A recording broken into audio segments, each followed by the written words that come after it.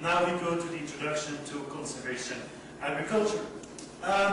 You be right, in the field you saw different situations.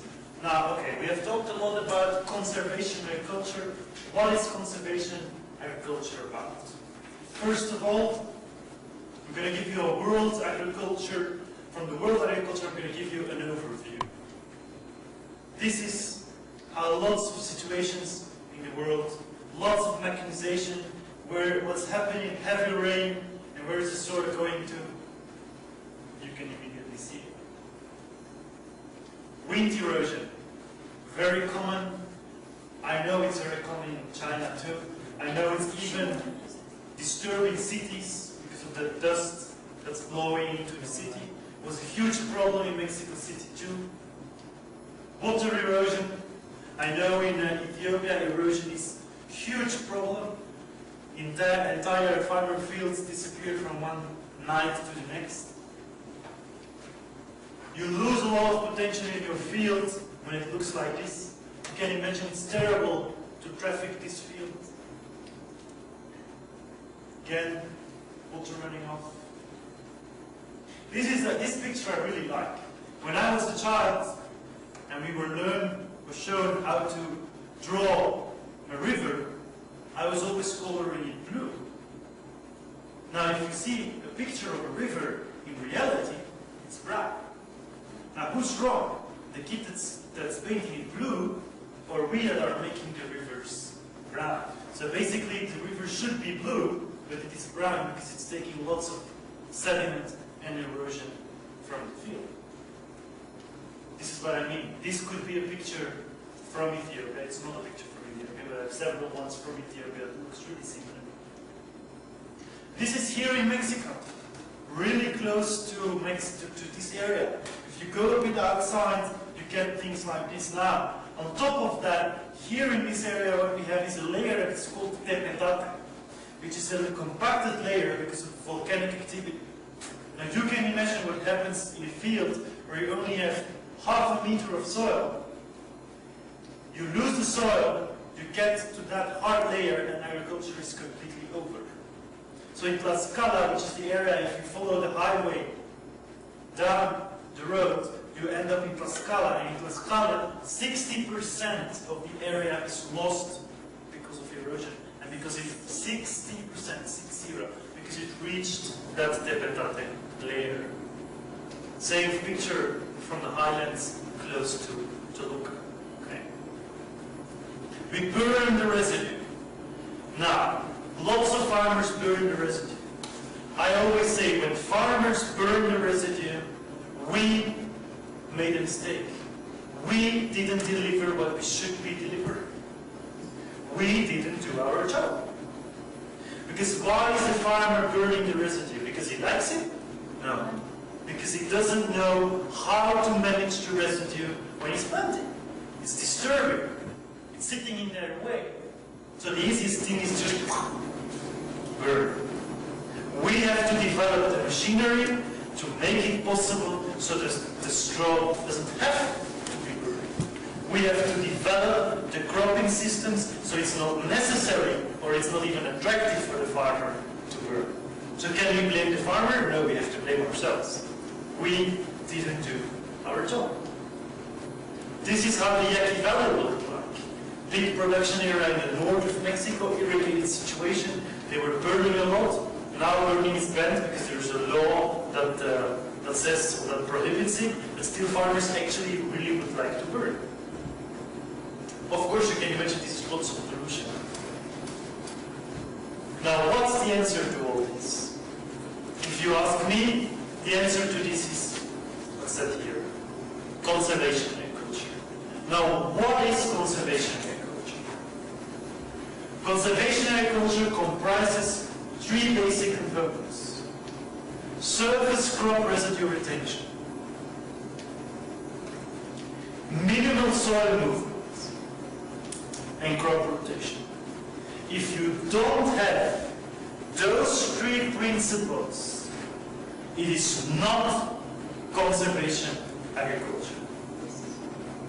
I want to make it very clear from the beginning. Surface crop residue retention Does it say all crop residue? No. It says rational amounts of crop residue. The residue needed to make the system work. Minimal soil movement. Does it necessarily say no soil movement at all? No.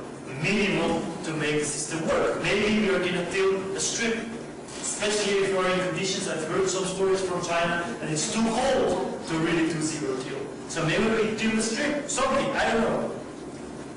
In crop rotation. Just crop rotation?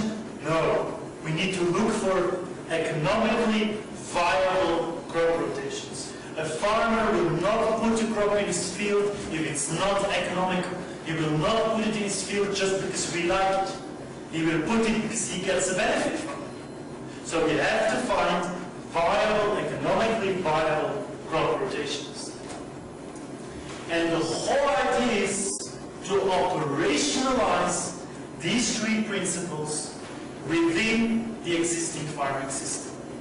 The whole research is about how can we apply those three principles within the existing farming system and make it work. So conservation agriculture is actually a complex technology. It involves a complete change in the agricultural system. Sometimes I like to tell my breeding colleagues or my breeder colleagues, and I tell them, well, you have an easy job now. And then of course they don't like it when I say that. What I really mean is, they make a new variety. You multiply it. Basically you put it in a bag, you put it on your bag, you go to the farmer and you say, here's a new variety. Take the old one out of your blender, put the new one in. That's it. Technology adopted. Conservation agriculture is changing everything.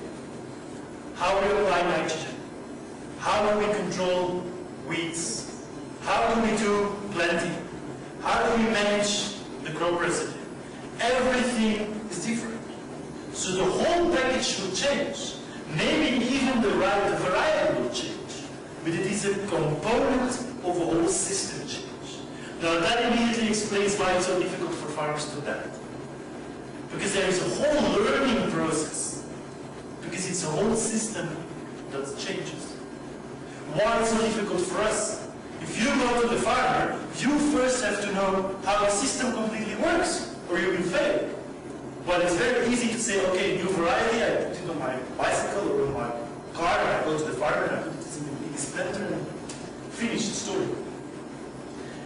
New planters you're going to need. You're going to have to adapt the planter to be able to plant in conservation agriculture. So it's a whole new paradigm. What is conservation agriculture? All conservation systems, or all conservation agriculture systems, include at least a certain level of surface residue cover.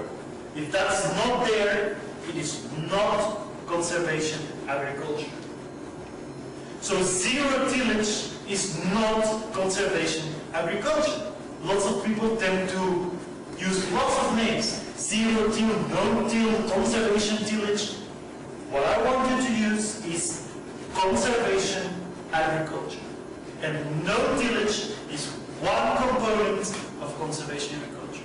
Because I will show you in the lectures next week that you get zero tillage and it's the worst you do. Absolutely the worst technology that exists. Worse than conventional tillage. Worse than tilling and moving the soil as much as possible. When you don't combine it with crop residue. Conservation agriculture, zero tillage, plus crop residue. We don't use conservation tillage. Why? What is the definition of conservation tillage? Conservation tillage is every tillage system that leaves at least 30% of crop residue. So you can still be plowing a lot, as long as you leave 30% of crop residue on the surface, 30% visual cover with crop residue at the end, at the start of the growing season. So we call it conservation agriculture, in order to stress that you are combining the three basic principles. So not conservation tillage, conservation agriculture. Why do we use the term conservation agriculture? Because we want to take the emphasis off the word tillage. Because we're actually not tilling anymore. So it's a bit strange to call it conservation tillage when you don't till it anymore. So it is to give it the emphasis on the fact that it's a complete system change. Not only the tilling changes, also the crop residue management changes, the rotation changes, and everything changes. So, reduce tillage, ultimate goal, zero tillage. Planting with tillage, planting without tillage. That's what we want. Yeah? Combined with, is this conservation agriculture? No, it's not. Is this zero tillage? Yes, it is. This was planted zero till, but there is no residue. This was planted zero till, plenty of residue. This is conservation agriculture. This is zero tillage, but it is not conservation agriculture. We want this, we don't want this. Do we have to retain all the straw? Big question. My answer is, I don't know. It depends. If you are in such an area, very little straw, lots of animals, maybe yes, leave all of it. If I'm in such an area, rice straw, very tough straw, look at this carpet, this is going to give trouble when I try to plant here. Then I maybe say no, take off part of the straw. There are no dogmas in conservation agriculture, okay? It's not a religion. Leave the dogmas to the religion. What we want is to operationalize 3 principles. Zero till, leaving sufficient residue, crop rotation. And it's going to depend on the situation how you're going to do that. Here, I will partially take off the residue. If there is a market for residue, and I'm in a high-yielding environment, irrigated crops, why would I not take away some of the straw? As long as I'm leaving enough, like you can see here, to have a good cover of the topsoil. There are no dogmas. Okay? But this, we don't want. This goes out. Because then we combine zero tillage with no residue retention, or zero tillage with residue burning, it is not going to work. Okay? Diversified crop rotations. Which crop rotations? I don't know. The ones that are optimal for your situation. Probably I don't want cereal after cereal. I'm using here maize wheat. Well, probably maize wheat is not the best rotation. If I could put a bean inside that, that would be probably better. But it all depends on what is possible within your environment. And here is a whole area actually of research. Because of course, what the previous crop did will influence the next crop. On disease pattern, on straw, on nutrient release. One crop demands more than another one. Very little research has been done on that, especially within conservation agriculture environment. We want economically viable crop rotations. Do we need a cover crop? If you go to Argentina, Brazil, if you talk to an Argentinian, Brazilian conservation agriculture specialist, direct seeding specialist, the first thing he will say is, you have to put in a cover. Maybe, maybe not. If you can put in a cover crop in your area, and on top of it, if you have an economically viable cover crop, because I don't believe that farmers are going to put cover crops just because of the sake of the cover crop. They still have to be able to sell something. Okay? If it's possible to put a cover crop, put a cover crop. If it's not good to put a cover crop, for example, in this area, I tried cover crops, but it was taking away too much of the moisture from the pro farm. So it was affecting the next crop. And it was affecting more the next crop than what I could get out of the cover crop. So what do? I don't put cover crop. I cover my plots with residue. There are no dogmas. It's about operationalizing 3 principles. reduced tillage, crop rotation, and soil cover. CA versus resource conserving technologies. You will hear a lot about resource conserving technologies, especially in your area. It's a terminology that started to grow in India, Bangladesh, in Indo-Gangetic plains. What are resource conserving technologies? Now, resource conserving technologies is every technology that conserves resources. Better variety, better irrigation efficiency, better nitrogen use. Now, what we want is conservation agriculture-based resource conserving technologies. We want to combine conservation agriculture with all resource conserving technologies that are possibly out there. Or we're going to use resource conserving technologies that are in the line towards conservation agriculture. What do I mean? We are going to try to step as much as possible on the line towards reduced tillage, covering the soil, and crop rotation. But maybe it's a step-by-step process. Maybe first you go to raised beds, and then you go to permanent beds. Do you see what I mean? Maybe the process of adapting conservation agriculture is step by step. It's not just all at once. Maybe we have to go to first step and then afterwards we go to the next. But our vision is going to reduce tillage, leaving residue, and doing crop rotation. Okay? I will explain more on this in the session tomorrow. Well, tomorrow will be a whole day in the field, but the next day we will discuss more about what I mean. Conservation agriculture, where was it started? It was started in the 1960s in Brazil, in Argentina, big farms. Basically what had it to do with? Because of this degradation of the soil. So what does it? It increases the soil structure.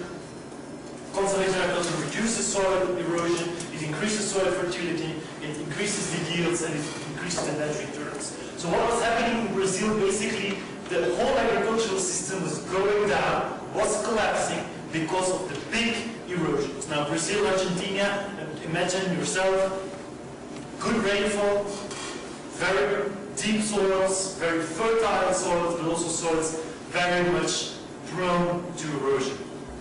Okay? Very sensitive to erosion. That's where the whole conservation agriculture movement started. And actually, conservation agriculture was invented by the farmers. There's actually a very nice thing about it. Still, when almost whole Brazil, to say so, 40% of the Brazilian farmers were applying conservation agriculture, and the publications in the literature from scientists were saying conservation agriculture doesn't work. While lots of farmers out there were just using it. So science is actually behind the farmer. And that's something we really need to take into account. Scientists have to become better farmers, and farmers have to become better scientists. We have to work together with the farmers so we become better farmers and the farmers become better scientists. And together we can make it work. But if we do it alone as a scientist, it will not work. It will not work. You have to work together with the farmer, and not only with the farmer, with all local actors in agriculture to make it work. Machinery builders, breeders, etc., etc., etc. We will talk about more about the strategy that we use for that in the next days. Now, how does conservation agriculture work? To optimize the system, we said already, we use reduced tillage, crop rotation, and residue retention. And on top of it, what we're going to use is, of course, reduced and controlled compaction. So we will use controlled traffic within the system to make it work better. We will maybe use precision fertilizer use to optimize further the system. We will select the appropriate varieties to optimize further the system. We will use good herbicides, good pesticides, good pest control, good herbicide management, integrated pest management, all part of conservation agriculture to optimize further the system. And key is, of course, adapted machinery. If you don't have adapted machinery, it is not going to work. It's like going to the farmer and saying, oh, it's really nice to cook with a microwave. I will explain you how you can cook with a microwave, but you don't give him a microwave.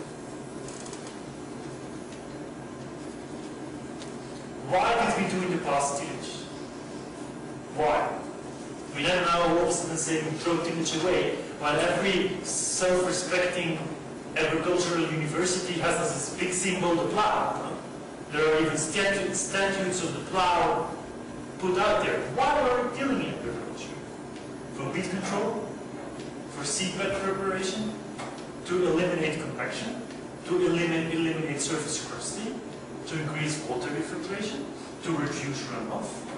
Incorporation of fertilizer and amendments? Disease and pest control? And to increase what people say, nitrogen mineralization. Now, how are we going to do this if we are not good at plowing? First hand, every red star actually plowing is a very short-sighted, short-term solution for these problems. Why would we not till? Because we lose a lot of soil organic matter. We plow it in, it is eaten away by microorganisms, and it's sent into the air as CO2. We degrade it, we have lots of degradation of soil structure. We increase soil erosion. We decrease soil fertility. We have increased nitrogen leaching. We have decreased water quality, decreased carbon sequestration, increased labor and energy. All those plows, all those machines, it's time, it's labor, it's manpower, it's horsepower. It is use of fuel to get the tractor. I mean, the dream of a big farmer is to have a big tractor with a big plow. Okay, I think it's because most farmers are men, so men don't do. They want it big. They want a big car, but the farmer wants a big tractor and a big plow. But that big tractor and that big plow is using lots of fuel. It's sending lots of CO2 into the air. So why don't we give him a big tractor and a big zero-till planter? We are decreasing soil flora and fauna. Every time you plow the soil, that beautiful earthworm, it just gets all steered away, it gets cut into two, is shaken up and it disappears. You would not stay in a house that has an earthquake every 2 months either. Same thing for the soil micro and microflora. So why soil tillage? Weed control. How do we solve that?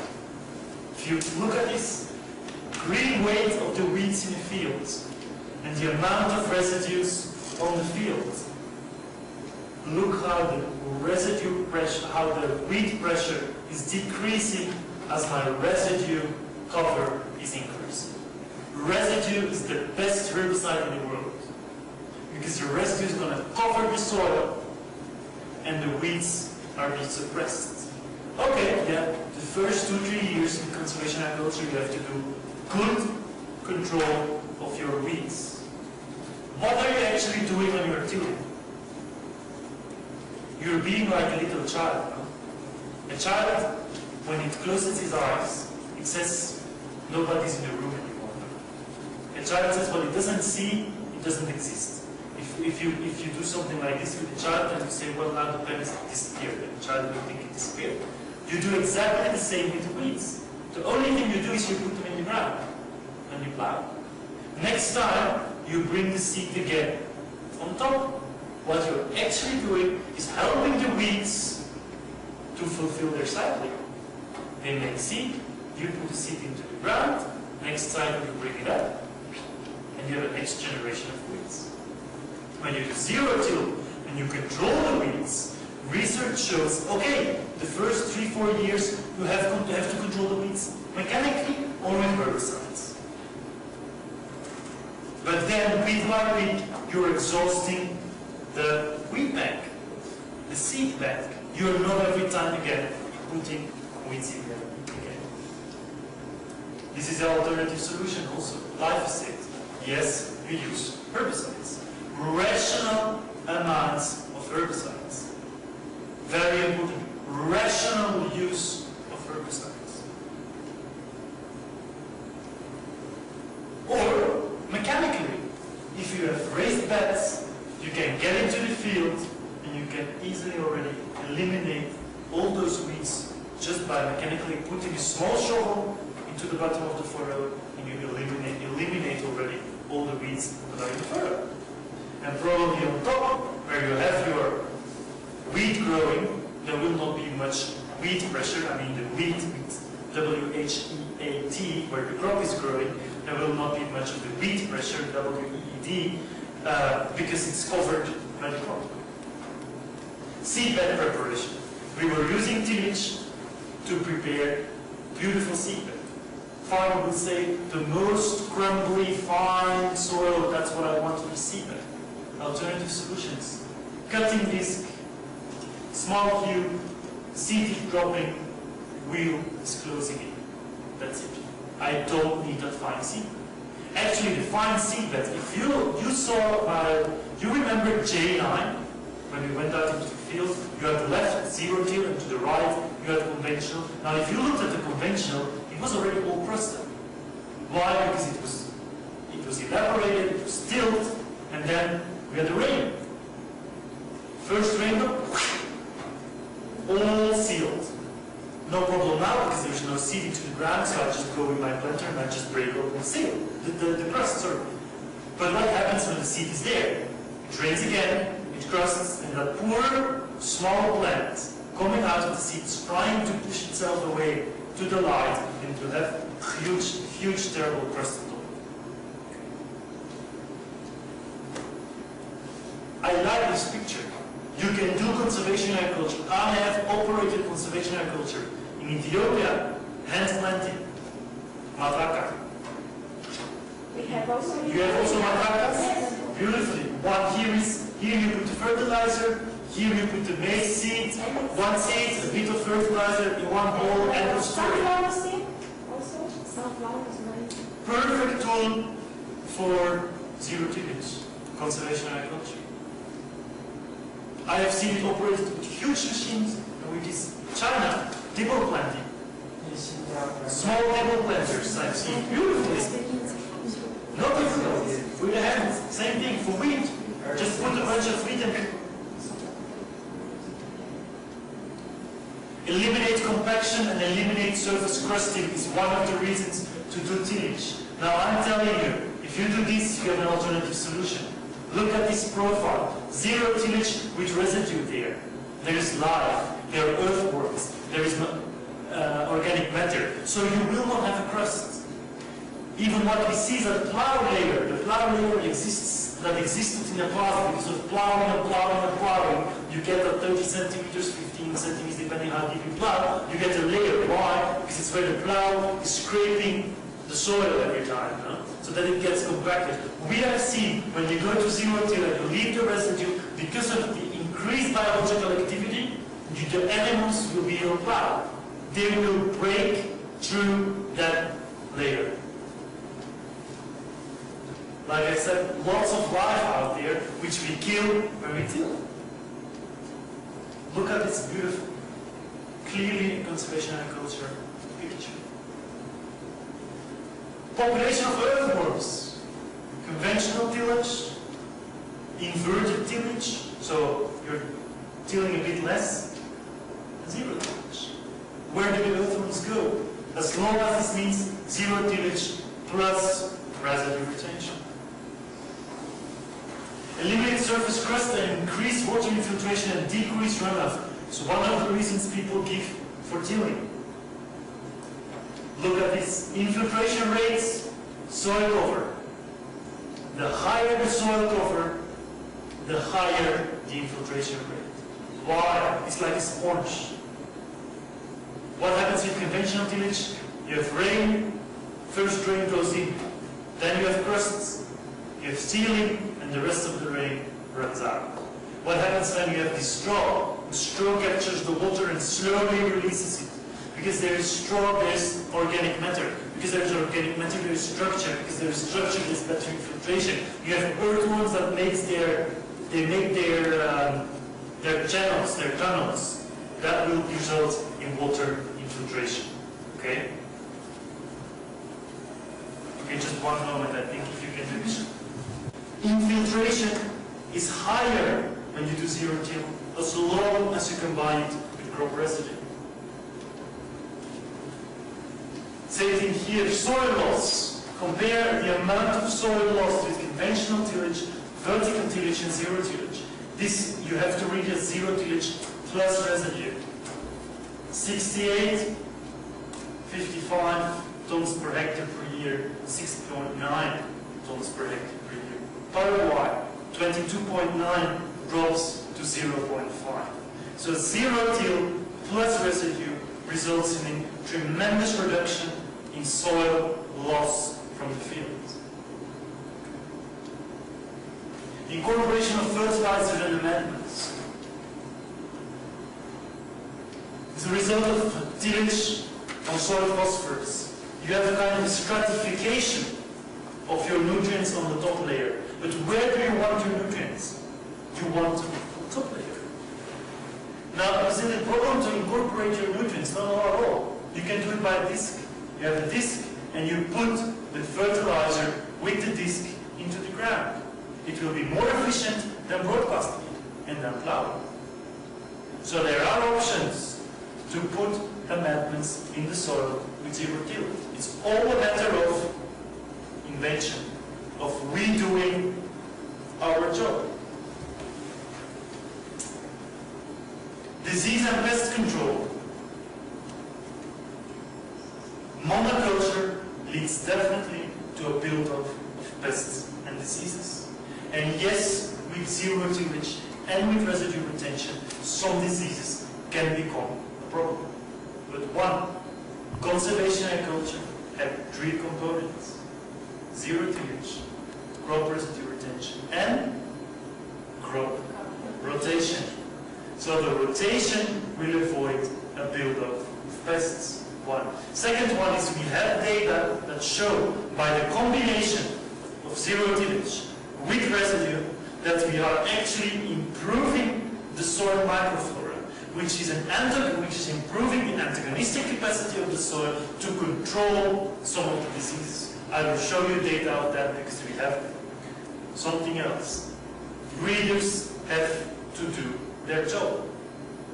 Yes, some diseases will maybe increase, but conservation agriculture has so many advantages that instead of breeding for drought, breeding for acid soils, breeding, if we don't apply conservation agriculture, we erode the soil, breeders will be breeding just to maintain the yield based on overcoming the ever worse conditions in the soil, because there's no fertility.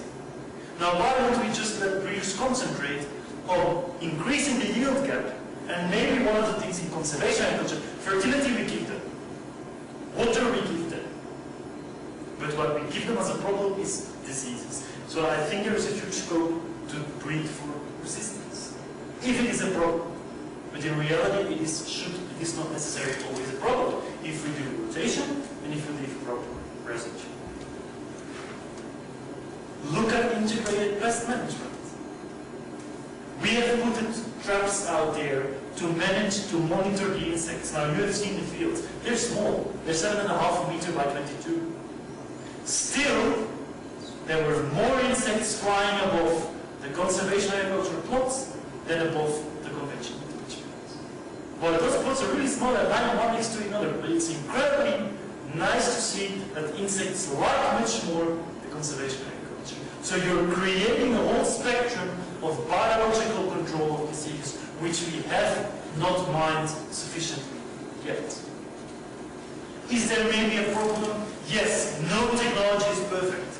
But if there is a problem, we can try to find a solution within that system. Increased nitrogen mineralization, because we think with tillage we increase the nitrogen mineralization. No, that's not true. It's true and it's not true. It's true because you grab the residue, you plow it under, your microbial organisms start processing it, and they release the nitrogen. But depending on the situation, lots of times there is no crop there. For example, here in my situation, I have one crop growing from May to October. I plow after harvest. There's residual moisture, I plow the residue under, and then I go into a fallow period up to next May. So the soil is without a crop, November, December, January, February, March, April, and then I plant again. Now when do I plow the first time? At the end of the growing season. So when I'm mineralizing my nitrogen, then there is no plant. So the timing is completely wrong. So the only thing you're doing is losing that nitrogen for the next crop.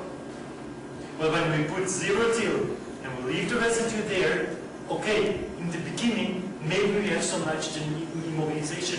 Why? Because your microorganisms are going to use the nitrogen to start processing the residues. So maybe in the beginning we have to give a bit more nitrogen. But that nitrogen is not lost.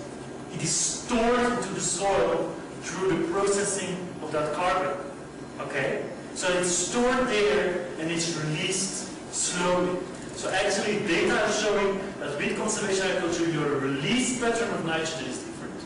So you hear what I'm saying, it's a whole new system. We have to change the application of nitrogen. Why? Because all our knowledge from the university is based on conventional tillage.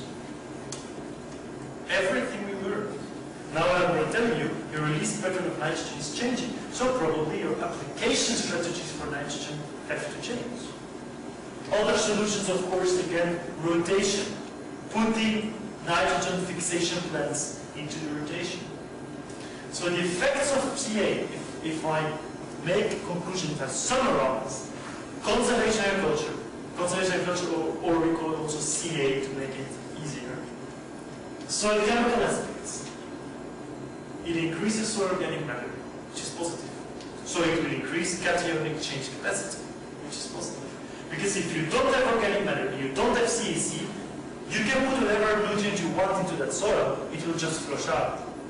If you have a sandy soil and you put nitrogen in it, and then you put water on it, just the nitrogen leaches out. Because you need organic matter, you need cationic change capacity to keep the nutrient and to release it slowly. You will increase N, P, K, Ca, Mg positive. You will increase a bit the pH. In most cases, this is very positive.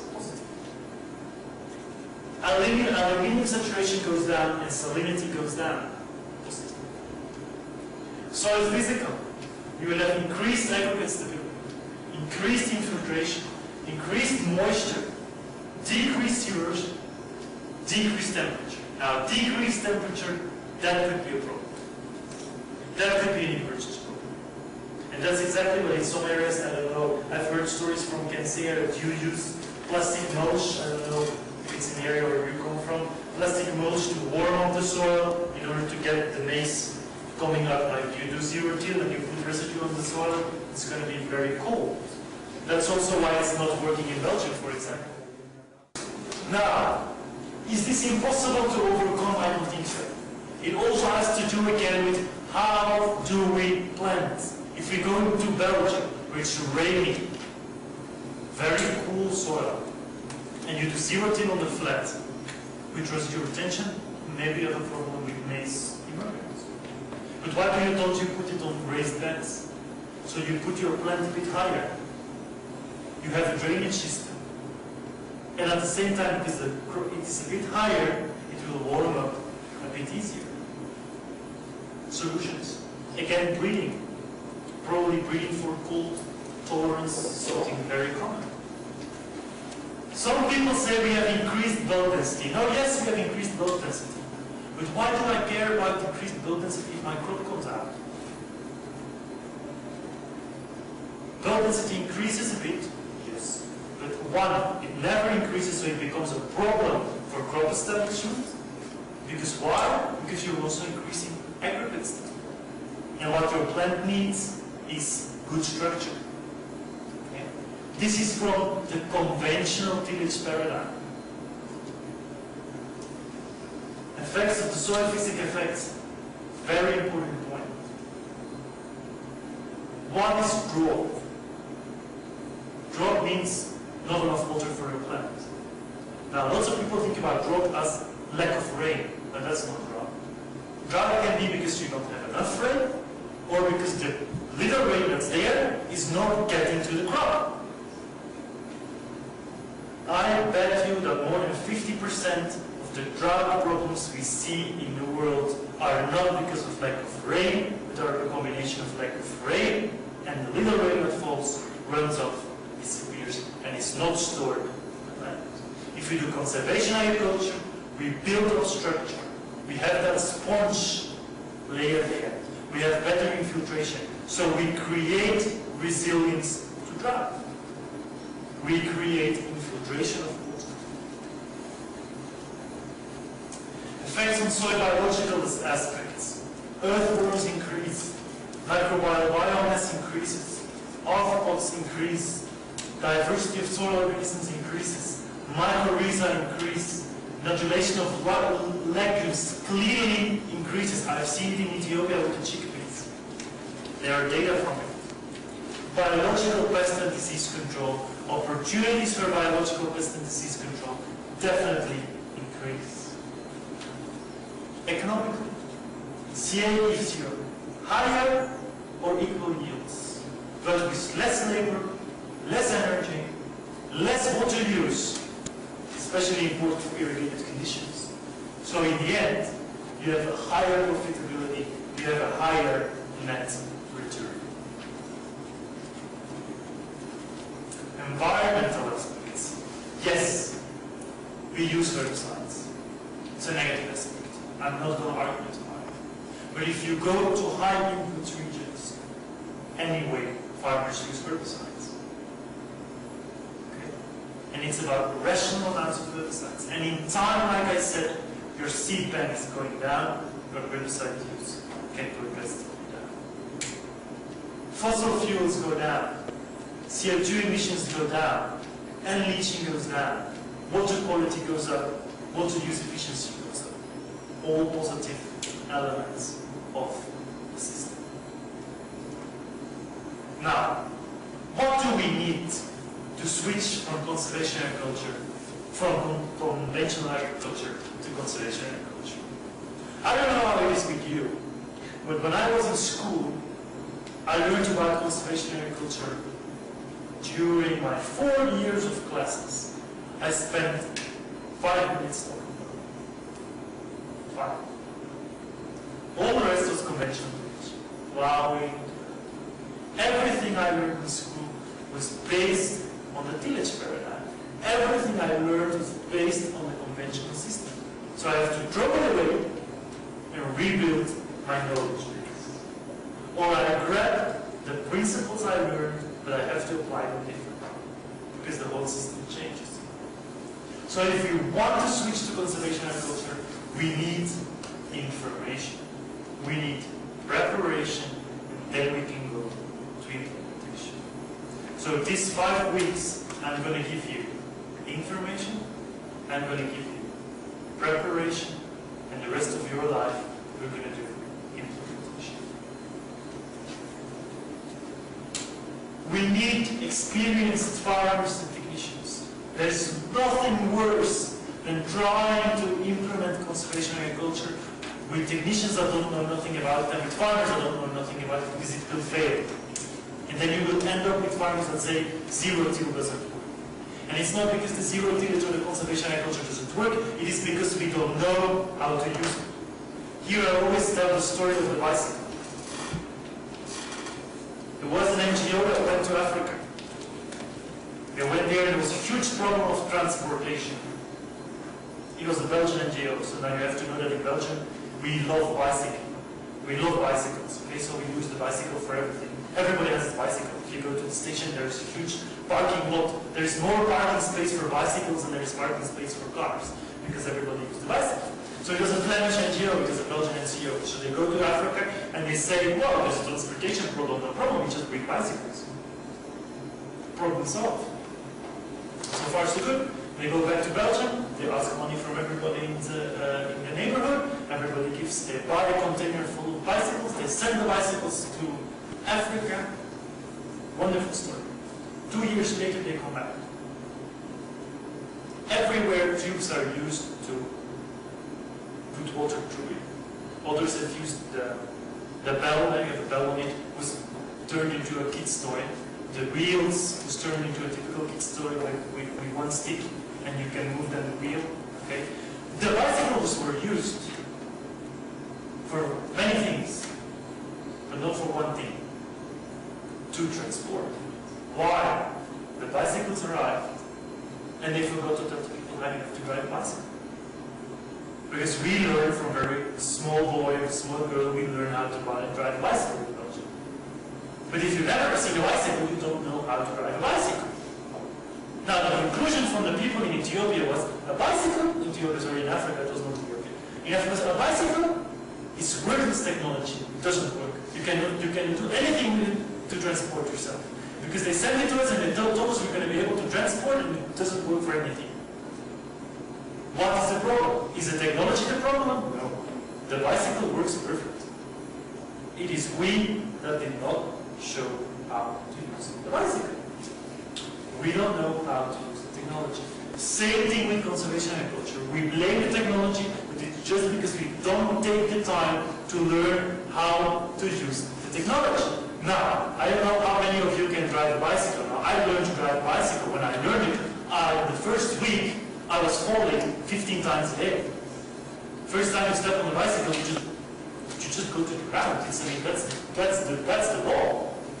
Now the second week you fall 5 times, and the third week you only fall 1 time. And then the fourth week you can go by 15 kilometers an hour.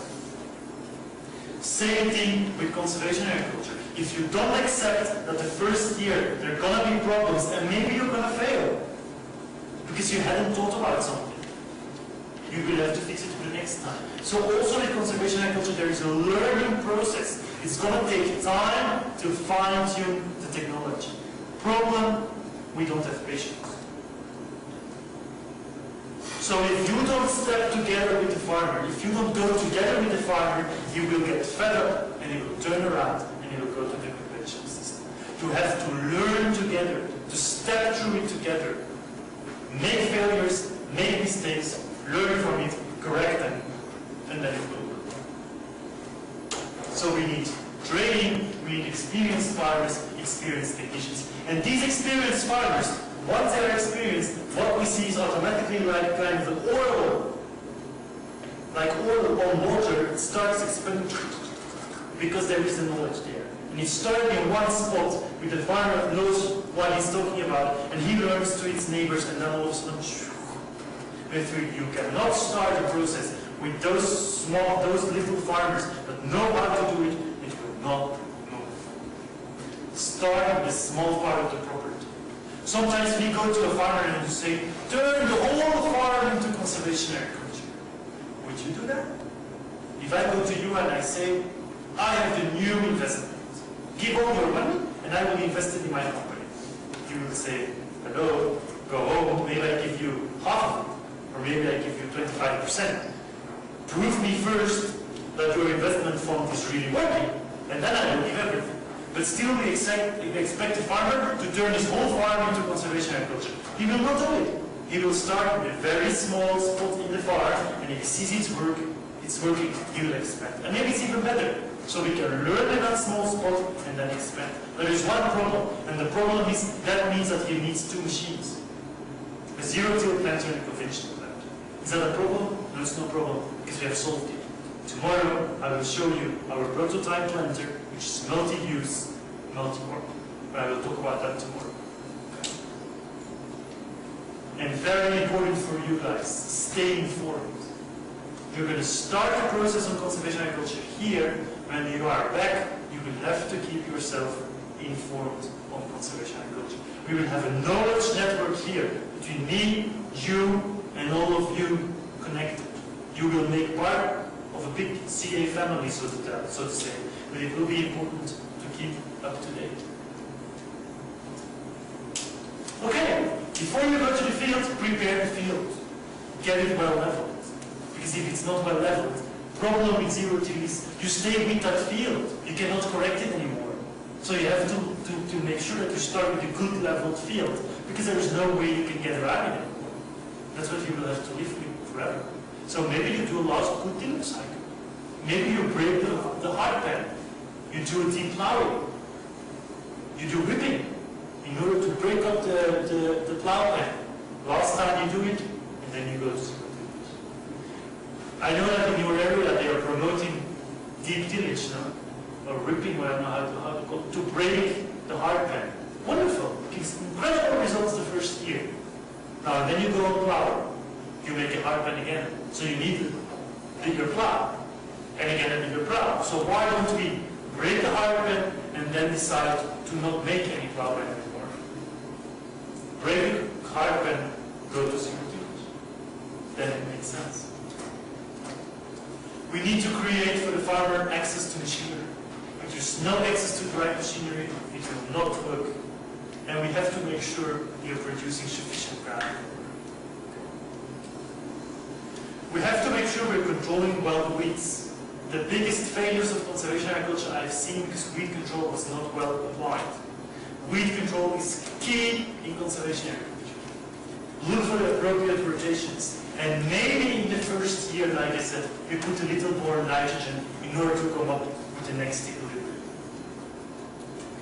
Social estimates. We need a system approach. It's not a component approach. You need to change the mindset.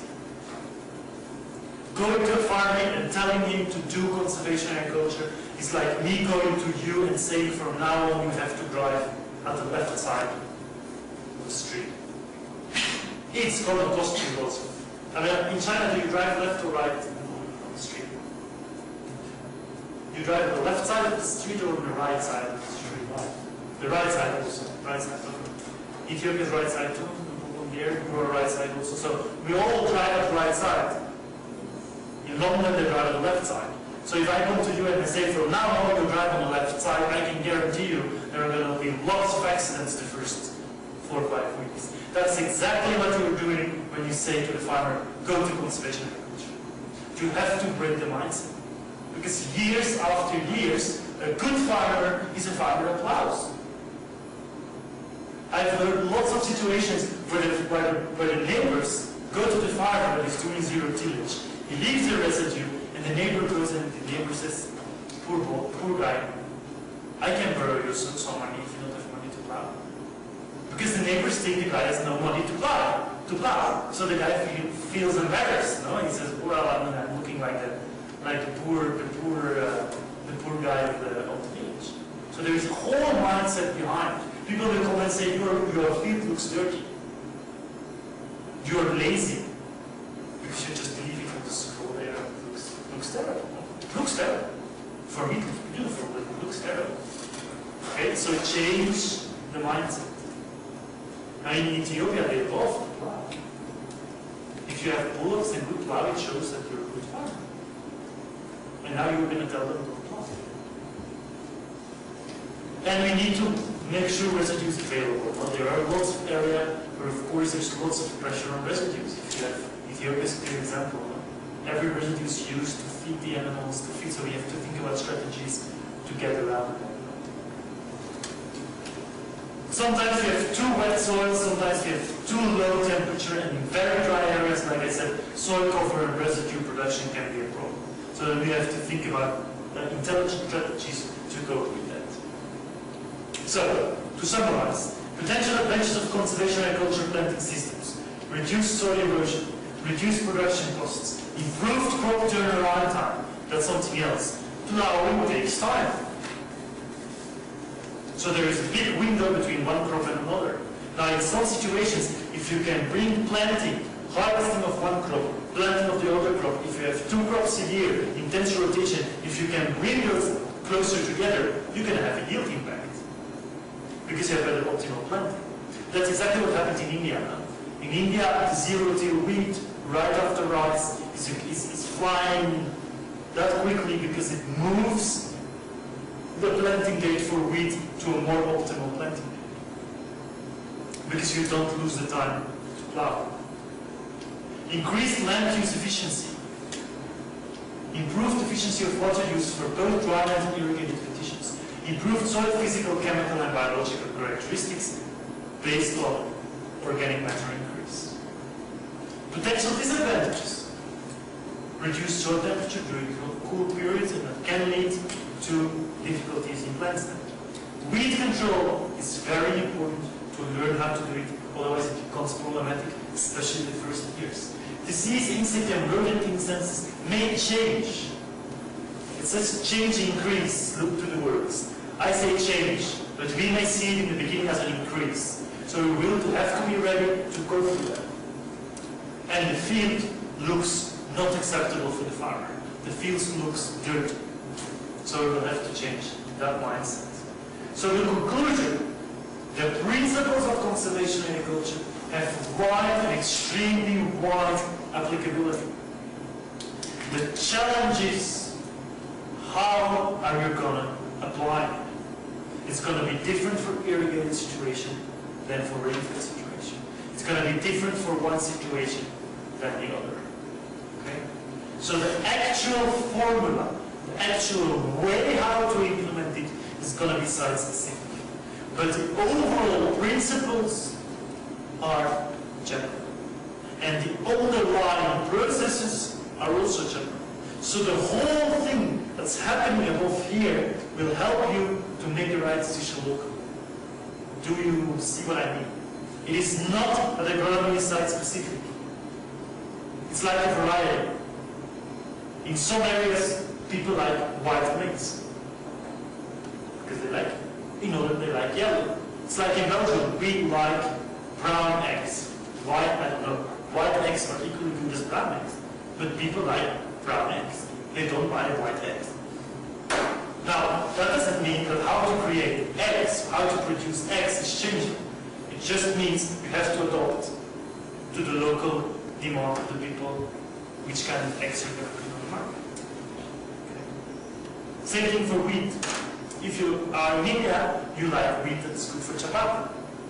If you're in Belgium, I want wheat that's good for bread, because I like Belgium and like bread. So it will depend, you will have to adapt to local situations. But how to adapt to the local situation, the whole decision process is general. You see? It's fundamental. And that's what we try to learn here in this course. The fundamental principles behind it. Okay? Thank you very much.